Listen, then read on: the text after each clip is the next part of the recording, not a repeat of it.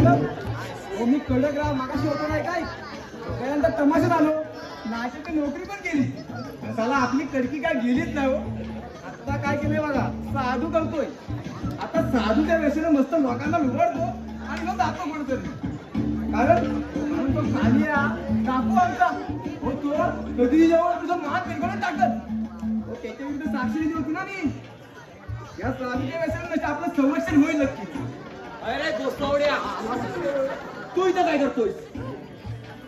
पिस्तूल हे पिस्तूल बघून तू काय विचारतोय तू तू काली आहेस ना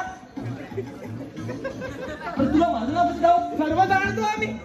अरे तू केला खूनही ठाऊक आहे माझ खून कुणी केला तू तू केला आहे गावागावांचा खून. अरे सध्या तू एका मोठ्या संकटात आहेस. अगदी बरोबर बोललास बाबा. अरे तुझ्या या अति संतापी स्वभावामुळे तू गोत्यात आला आहेस. अगदी बरोबर बोललास बाबा. चमान नाही म्हणजे अगदी खोटं बोललास. हे चमान आमच्यासारख्या तपस्यांच्या मुखातून खोटं निघणं अशक्य आहे. तुझा पाय दुखायला लागलाय वाटतं. चमान बाबांचं जरा पाय चेकतो. बाबा हे 500 रुपये घ्या. 500 रुपये अरे 500 रुपयात हुंदीन मला तर 5 दूर होत नाही. तू तर एक भला मोठा माणूस ठार केला आहेस. अरे भला मोठा माणूस ठार करून महापाप केला आहेस. महापापाप्रमाणे ₹1000 द्यावे लागतील. म्हणजे किती? 5001 रुपये द्यावे लागतील. 5001 होय. अरे 5000 देवासाठी आणि ₹1 आमच्यासाठी. बरं बाबा हे 5000 घ्या आणि हे सुट्टे ₹1 सुद्धा घ्या.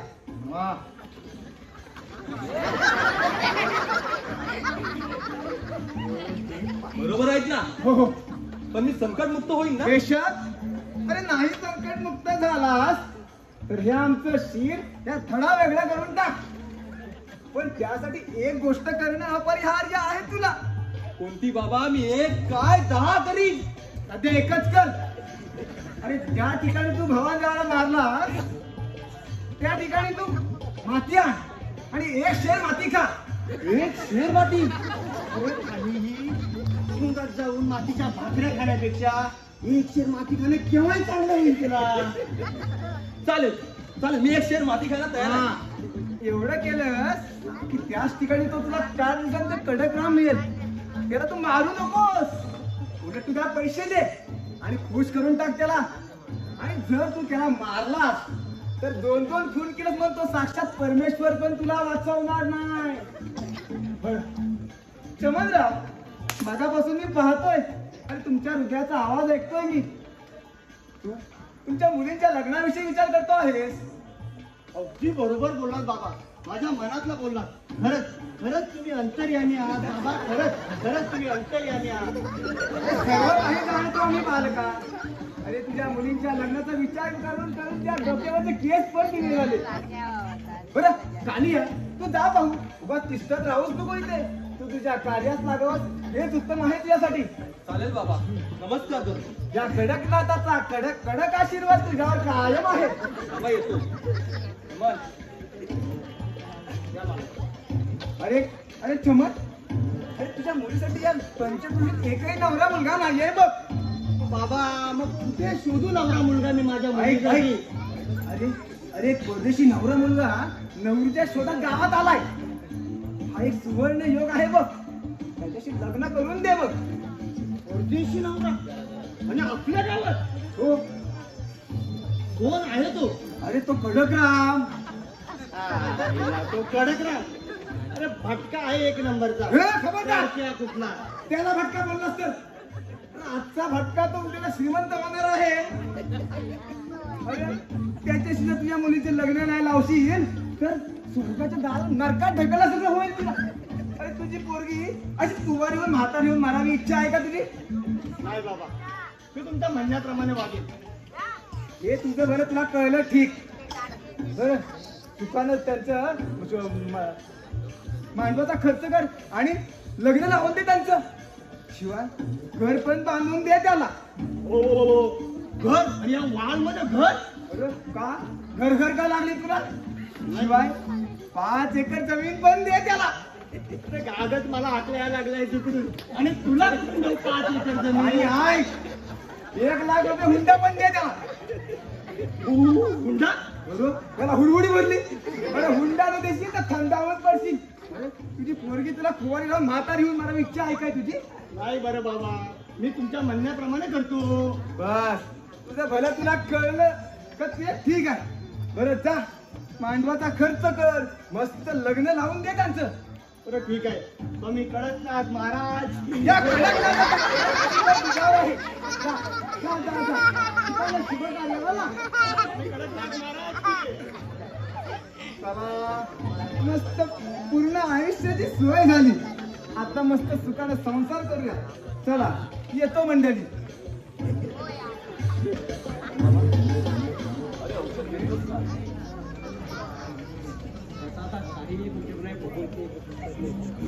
वाटलं होतं तेव्हा तरी पोलिसांच्या भूमीने स्मरण येईल, पण आयुष्यात बरेच टाके टाकले, बरीच पाप केली, तरी पण थोडंफार पुण्य कुठेतरी लपून राहिलं होतं. म्हणूनच तुझ्याकडून मानलेल्या का होईना पण पुत्राकडूनच पाणी पिऊन जाणार आहे. संभाबा, अरे का बोलतोस असं? कारण या आजारपणातच माझा अंत होणार आहे असं दिसतंय मला.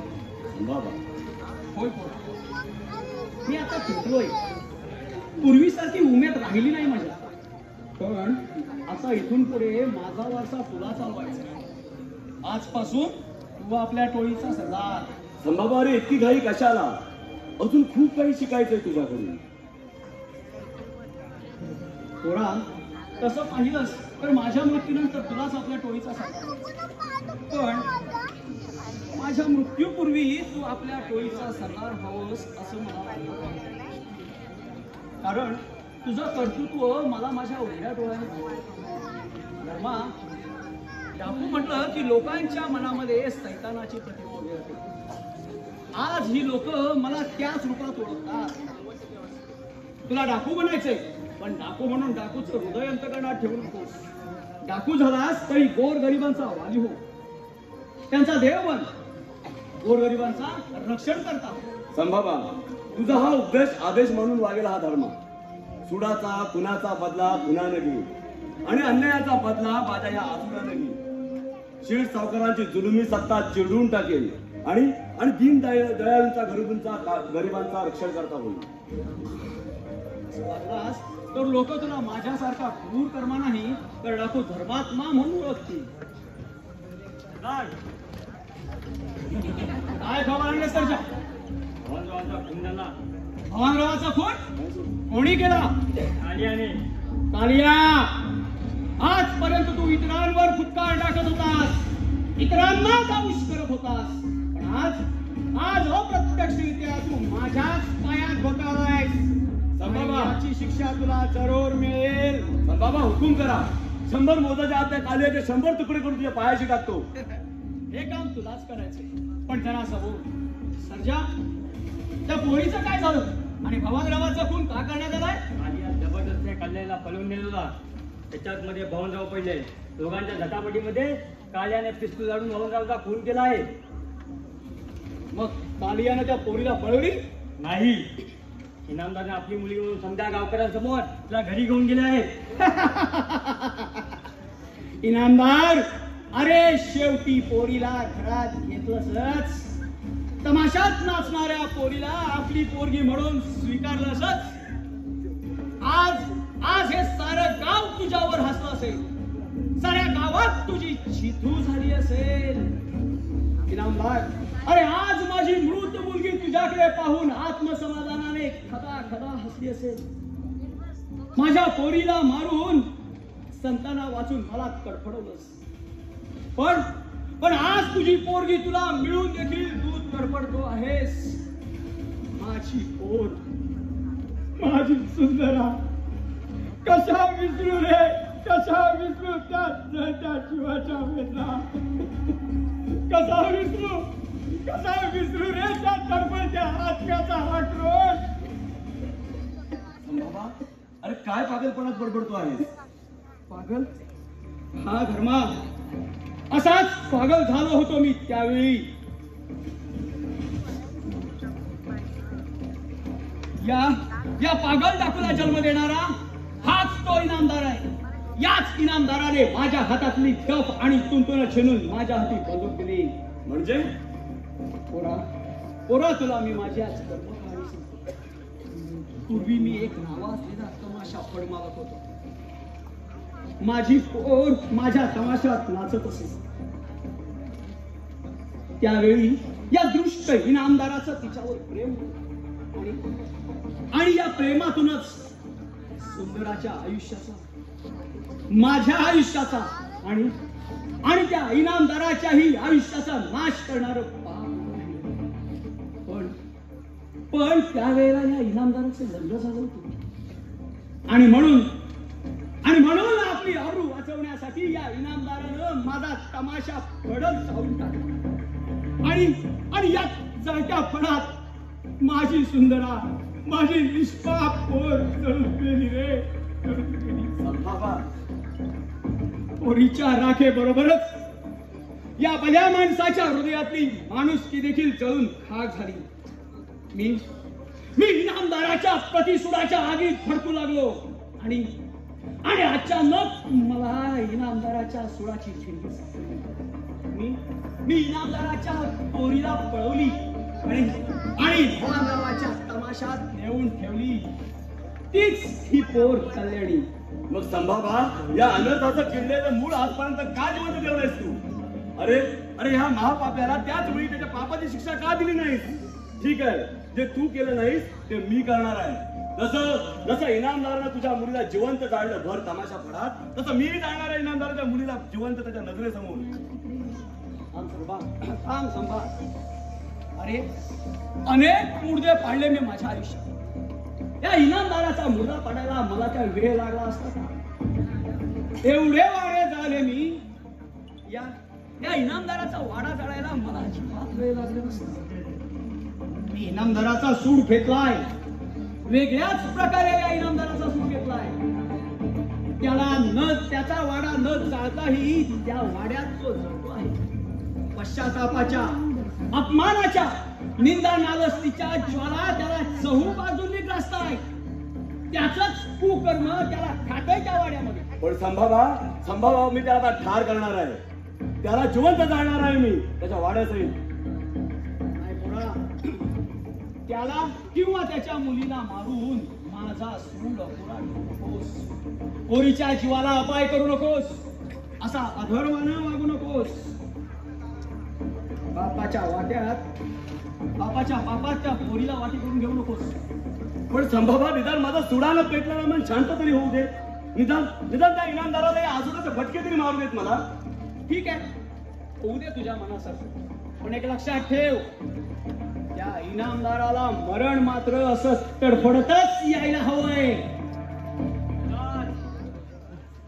सज्जा, काय खबर? त्या गावामध्ये एक नवीन माणूस आलाय.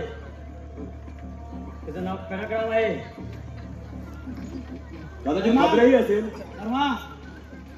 नीट कसून चौकशी करा त्याची.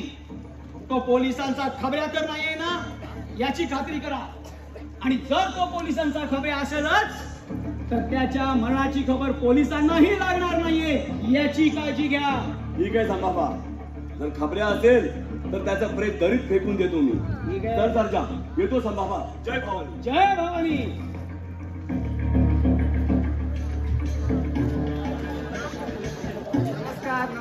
नमस्कार. हो, मी कनकराम. काय हो, साधूच्या म्हणजे आपल्या म्हणण्याप्रमाणे झालं तर ठीक. काय म्हणजे काय हो, तो कालियाला सांगत नव्हता काय? नाही तर तो कधीपर्यंत माझी मात पिरगळून टाकत. सापडला माझ्या विरुद्ध साक्षी देतो काय?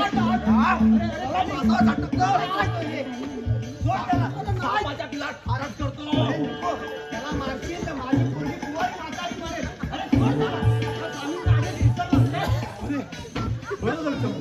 तुम्हाला वेळच साबित केलं. कनकराम, अजाणतेमध्ये जर काय माझ्याकडून चूक झाली तर मला क्षमा करा. माझी चूक झाली. हो, तुमच्या विरुद्ध सरकार दरबारी साक्षी होतो. आता मी साक्ष पण देणार आहे आणि कायच नाही. बरं, मी येतो. कुठे चालला? जातो मी. हो थांबा.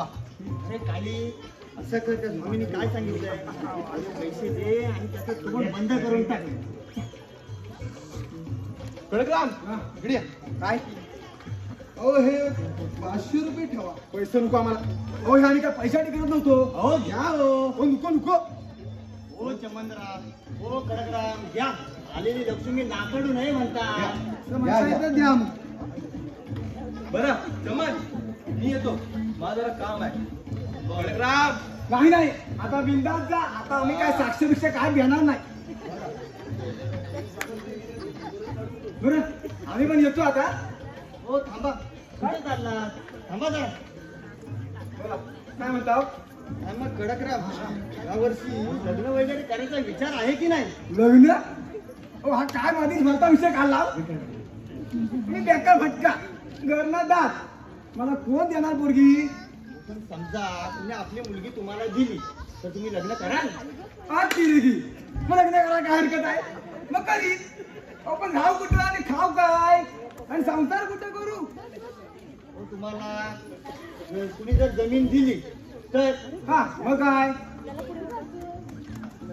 5 एकर जमीन दिली आणि शिवाय राहायला घरी बांधून देणार. हाय, बरं ठीक आहे. अजून 1 लाख रुपये हुंडा म्हणून देणार. 1 लाख रुपये हुंडा. चुकाच्या धक्क्यान मेला बिला की काय? चमनराव, हो कडकराव, उठा. आम्ही उठवतो तुम्हाला. हो तुम्ही कुठं आहे. हो सध्या तरी जमिनीवरती जा, पण लवकरच लग्न करून या महालात राहायला येणार. हो पण एवढा गरज असा दयावर सासरा हाय कोण. हो मी आहे. मी माझी मुलगी तुम्हाला देणार हो आहे. काय सांगता सासरी बुवा. हो आता सासरा सगळ्यांना भेटला पाहिजे. 1 लाख हुंडा 5 एकर जमीन राहायला घर दिलं कोण लग्न करणार नाही. अहो धन्य हो सासरी बुवा, धन्य हो सासरी बुवा. कल्याण असो जावई बापू. चला उठा बरं, जावा. मी पण जातो, लग्नाच्या तयारीला लागतो. बरं झालं आता मस्त लग्न बिग्न करून येतो.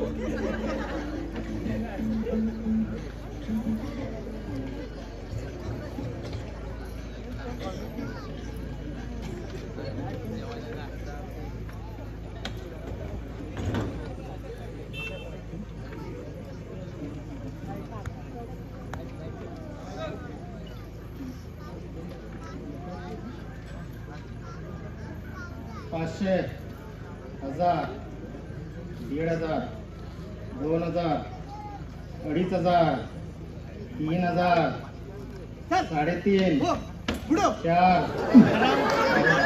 हो पुढं. 5. आज काय तो हरामखोर रामराव 420. होय सावकार, हाच तो हरामखोर. यानेच आपल्या धान्याच्या कोठारातील 10 पोती काल वाढत्या बाजारात नेऊन विकली. सावकार सावकार हातून चूक झाली. एक वेळ क्षमा करा सावकार. धुरो चांडा, तुझ्या पापी हाताने माझ्या पायाला स्पर्श करू नकोस.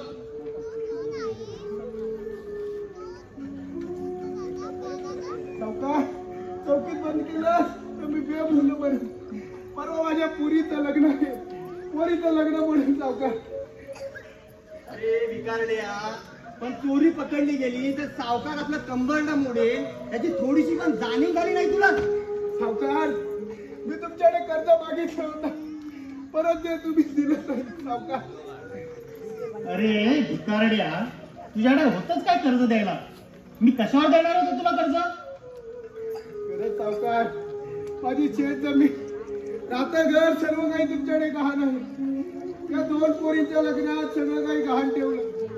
3ऱ्या पोरीच्या लग्नात मला काही सुद्धा उरलं नाही सावकार. अरे पोरीचं लग्न करायला जमत नाही तर तिला उचलायचं आणि विहिरीत ढकलायचं. आता कसं? अगदी बरोबर बोलला सावकार. सावकार अरे मुलींची लग्न करायला झेपत नाही तर त्यांना जन्म कशाला देतात? मूर्खानो, मुलींना जेव्हा जन्म देतात तेव्हा नाक असता त्यावेळेस वेळेस त्यांच्या मानेला नख जर लावलं असतं तर आजची वेळ आली नसती. मूर्खा. सावकार तेच चूक मला आयुष्यभर नव्हतं. तसं केलं असतं तर पोरीच्या लग्नासाठी 10 पोती चोरून वाळच्या बाजारात विकलं असतं सावकार. त्याची शिक्षा तर मी तुला देणारच आहे.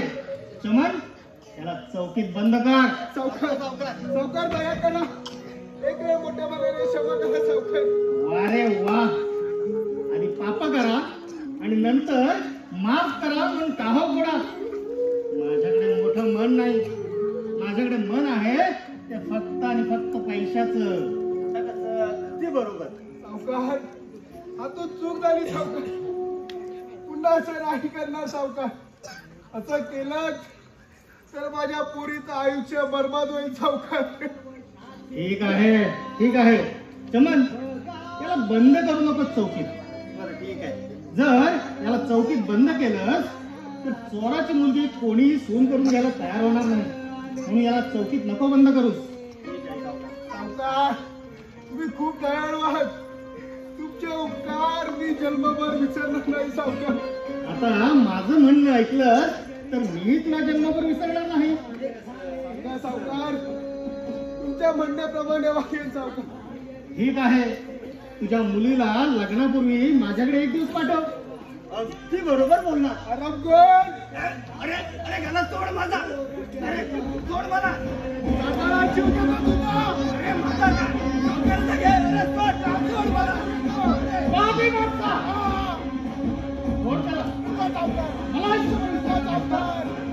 मला सावकार तो चाबूकच्या सुपायासमोर उभा राहा. तुझ्या याच्या उत्तर ऐकायला तू जिवंत राहणार नाही. तुझा बाप धर्मा. धर्म अरे कर्म. अरे कर्मच उभं राहिलंय तुझं. भल्या माणसा उचलतो चाबूक. चमत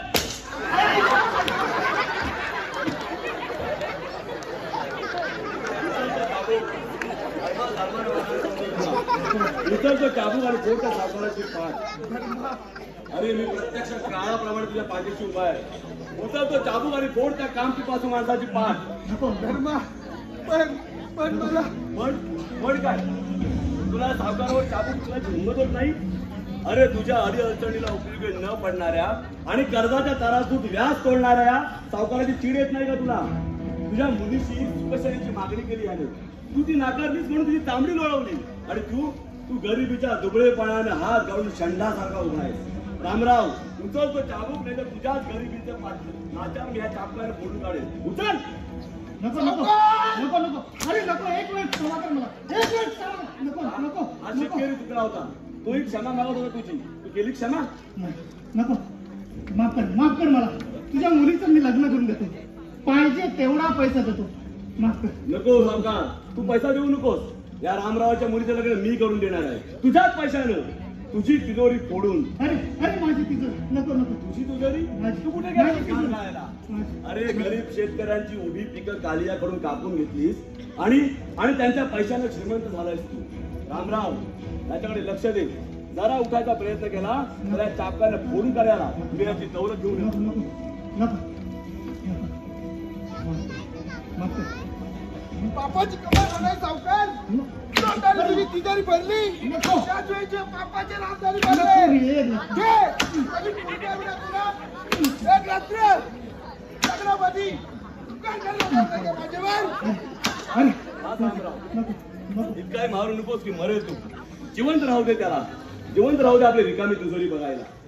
अरे अरे माझी तिजोरी. अरे दूर हो सावकारा. नको. तुमची तिजोरी अरे कुठे घाम गायला गेला होता? गरीब शेतकऱ्यांना कर्ज देऊन त्यांच्या जमिनी गिळल्या. त्यांना कर्जबाजारी केलं. त्यांच्या आया बहिणींची इज्जत लुटली.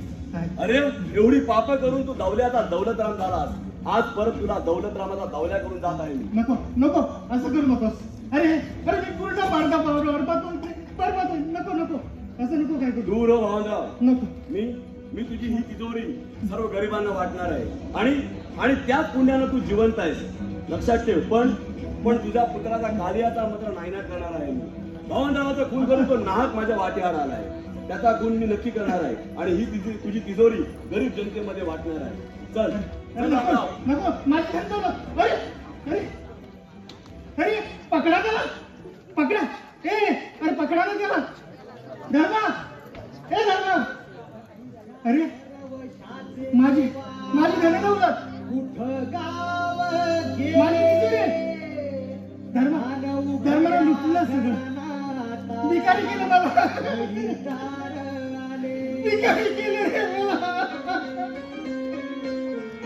कंगालपती कंगालपती केलं कंगालपती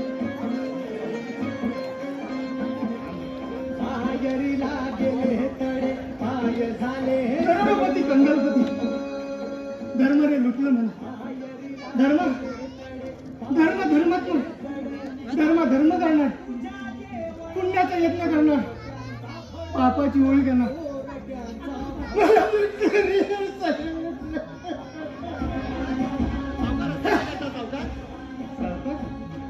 कोण साव मी चोर महाचोर मी चोरली शेतकऱ्यांची धनदौलत मी चोरली शेतकऱ्यांची इज्जत धर्म धर्म पुण्यात्म होणार धर्म धर्मात्म करणार धर्म करणार सगळ्यांना माझी संपत्ती वाटणार रे वाटणार हो दौलतराव असं काय करता दौलतराव दौलत कोण दौलत आता दौलतीत राम राहिला नाही तो फक्त मंदिरात दौलतराम कधीच संपला मी चोरली शेतकऱ्यांची धरणी काढण्यास सीता तिच्या रामराज्यातून आणि बंद केली लंकेच्या तिजोरीत धर्म आला धर्मंताच्या रूपाने आणि त्याने सगळी तिजोरी रूपे लंका जाळली आता दौलतरामातला राम राहिला नाही आणि रामातला रावण सुद्धा निघून गेला दौलतराम आता राम नाही राहिला रे नाही झालं की काय ते सावकार सावकार असं काय करायला लागला तुम्ही सावकार अरे सावकार म्हणतो तू कोण तुम्ही चमन तू चमन मग मी गोटा धर्माने केला माझा तुळतुळीत गोटा आणि हाती दिला गोटा सांगतोय कसा वाल्याचा वाल्मिकी हो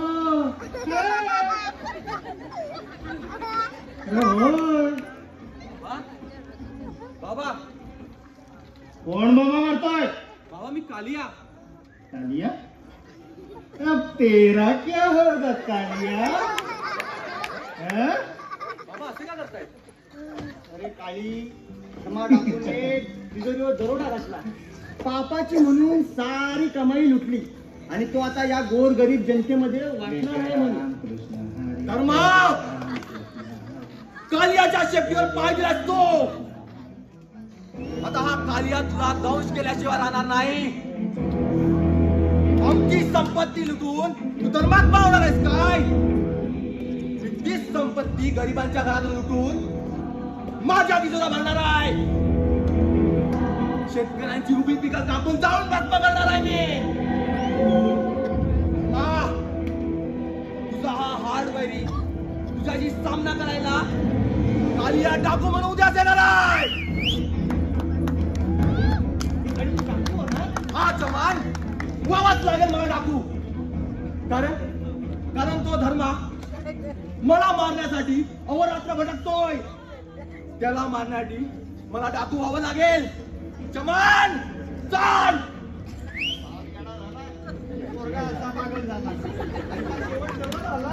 पोरा पोरा तू डाकूच होणार पोरा कालिया तू डाकूच होणार माझ्या पापानं तू पुरता वेळला गेला आहेस पोरा तू डाकू पोरा तू डाकू तू पाप कर मी भजन करतो जय जय राम कृष्ण हरी जय जय राम कृष्ण हरी धर्मानं लुटली ती जोरी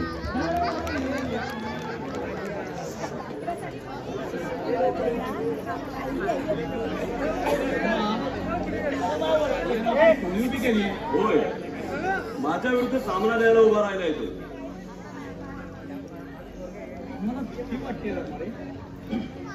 कसली कालियाची हो त्या कालियाचा दुर्लोकी मी पूर्वीपासून ऐकून आहे हा पुण्याची तमानं बाळगणारा उलट्या गाजाचा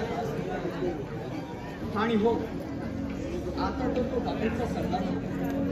मग काय त्याच्या सैतानी टोप्याला आणखीनच जोड. तू आता सावधगिरीनं वागायला हवंस. स्वतःच्या जीवाला जपणार. संभाबा तू बोलतोस हे एकेकाळचा महाभयंकर डाकू संभाव्य बोलतोय. अरे कालियाला घाबरणे का धर्म तुला भ्याड वाटला की काय? असे 100 कालिया मी माझ्या ताच्या खाली चिरून टाकेल. तुझ्या शौर्याबद्दल मला जराही शंका नाही.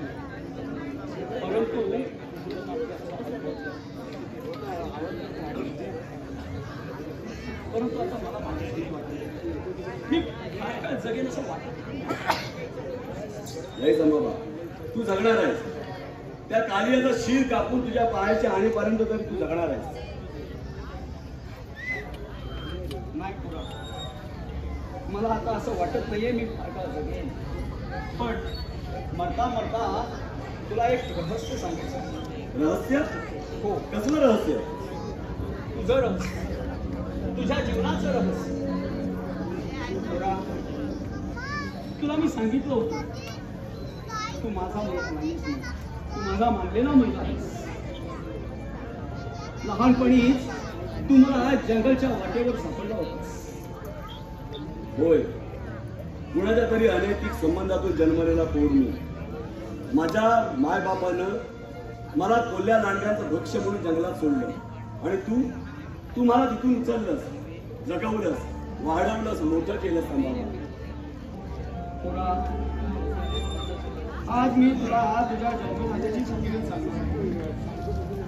सांग बाबा, सांग संभाबा, कोण आहे माझा बाप?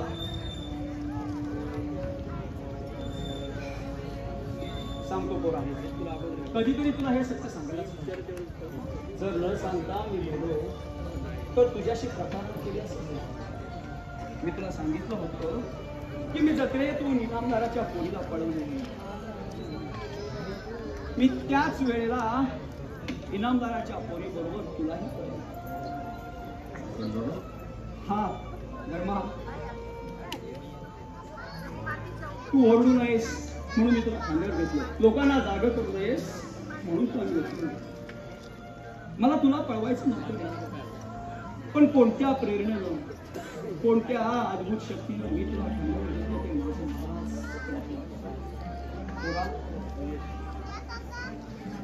पुरा, पुढे मी तुला वाढवला आणि त्या पोरीला भवनगावाच्या तमाशात नाचण्यासाठी. पुरा, मी तुझा अक्षम्य अपराध केला रे, आणि या अपराधाची शिक्षा म्हणून तू माझ्या नरडीचा पोट ठेवू. नाही संभाबा, अरे माझा जन्मदाता कोणीही असो, माझा खरं जन्मदाता तर तू आहेस. अरे माझे हे हात जे बळकट झाले ते फक्त तुझ्यामुळे, आणि हे हात तुझ्या नरडीचा घोट घेतील. नाही संभाबा, अरे तू मला ज्या अर्थी पळवलंस त्याच्या मागे नक्की काहीतरी ईश्वरी संकेत असेल. कदाचित माझ्या हातून त्या थेट सावकारांची जुलमी सत्ता उलटून टाकायची असेल, म्हणून हे झालं असेल. पोरा, कुठे शिकलास रे हे तू तत्वज्ञान? खरंच खूप मोठं मन आहे रे तुझं. खरं सांगू, आता मला खरंच असं वाटतंय की तुला पळवून मी महापाप केलंय. आज तू सधन शेतकरी म्हणून नावारूपाला आला असतास. लोकांनी तुला धर्मात्मा म्हणून पूजलं असतं, देव म्हणून तुझी घरोघरी पूजा झाली असती. ज्योतिबाच्या नेत्रातील ज्योती तुझं कौतुक पाहून सुकावल्या असत्या. पण संभाबा, अरे मी डाकू असलो तरी लोक मला डाकू धर्मात्मा म्हणूनच ओळखतायत.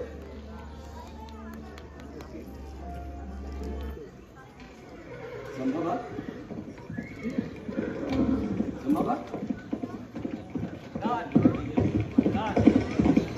काय खबर? शिपायांचा हमला वगैरे आला की काय? नाही सरदार, कालियाने आपल्या घराला वेढा दिलाय. कालिया, आज तू स्वतःचं मरण घेऊनच माझ्या गुहेत आला आहेस. आज मी तुला जिवंत सोडत नाही बघ.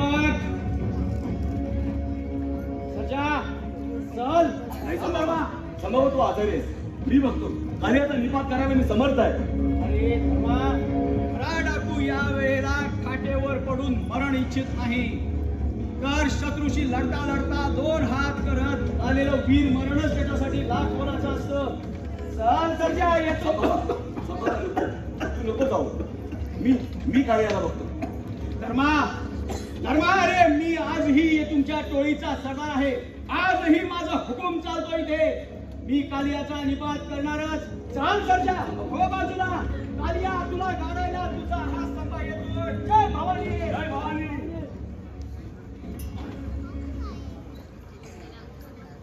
परमेश्वर हे सत्य आहे रे परमेश्वर. हे सत्य आहे. नियती सारखा दुसरा कोणताही मोठा न्यायाधीश नाही रे परमेश्वरा. दुसरा कोणताही मोठा न्यायाधीश नाही रे. रंग का सोवा राव ती नियती त्याला सोडत नाही. हातून घडलेल्या कुकर्माची शिक्षा त्याला या जन्मात मिळते रे परमेश्वरा. त्याला या जन्मात मिळते. माझ्या हे हातून असंच कुकर्म घडलं. मलाही शिक्षा मिळाली रे परमेश्वरा. मलाही शिक्षा मिळाली. कल्याणी माझी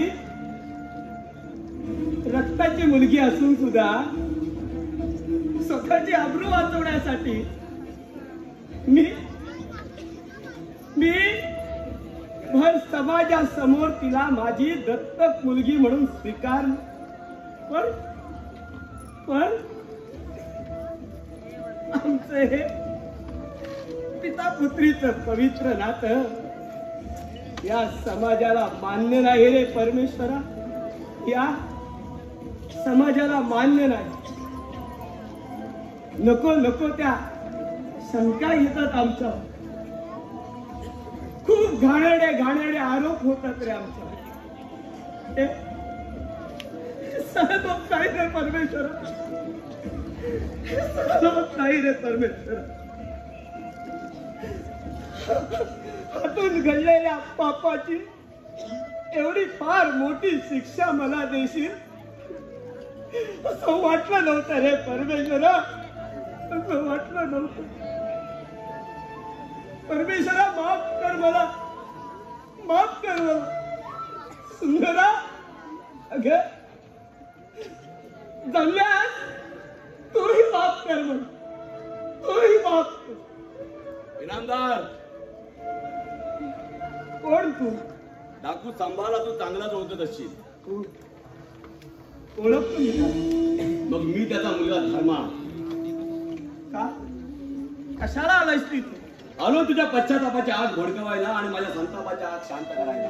इनामदार अरे संभाबाच्या मुलीला भर तमाशा फळात जिवंत जाळलंस तू. आज मी जिवंत जाळणार आहे तुझ्या मुलीला तुझ्या डोळ्यात देखत.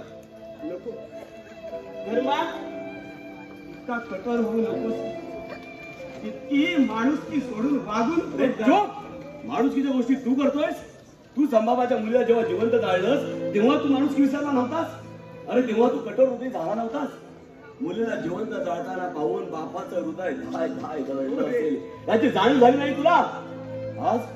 आज मुलीला जिवंत जाळताना पाहून बापाला काय यमयातना होतात ते प्रत्यक्ष दाखवणार आहे मी तुला. नको नको. अरे इतके भीषण हृदय द्रावक दृश्य माझ्याकडे पाहणार नाही.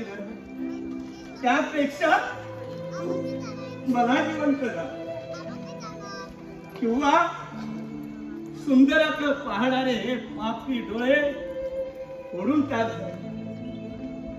कोणीच्या किंचाळे ऐकू येत नाही म्हणून हे कान बधीर कर. धर्मा